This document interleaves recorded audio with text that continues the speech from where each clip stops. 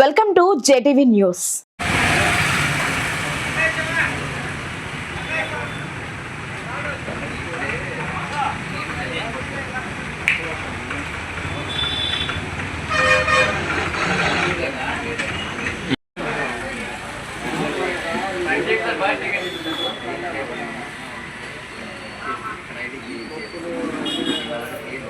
మండల సైదాపురం ఈరోజు జనరల్ ఇన్స్పెక్షన్స్లో భాగంగా సైదాపురం మండలం ఉన్నటువంటి ఎరువులు మరియు పురుగు మందుల షాప్స్ అన్ని కూడా ఇన్స్పెక్ట్ చేయడం జరిగింది.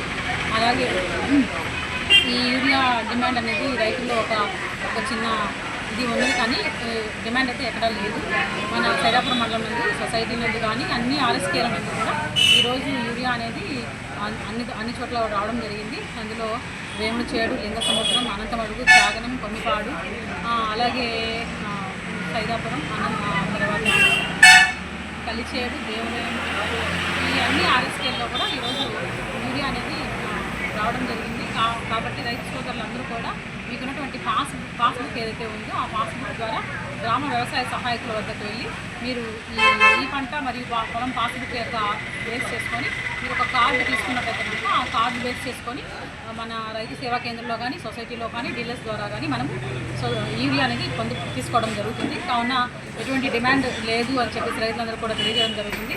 సఫిషియెంట్గా మనకి యూరియా రైతులకు అందుబాటులో ఉన్నది. కావున ఈ విషయం అనేది రైతులందరూ కూడా గ్రహించాలి.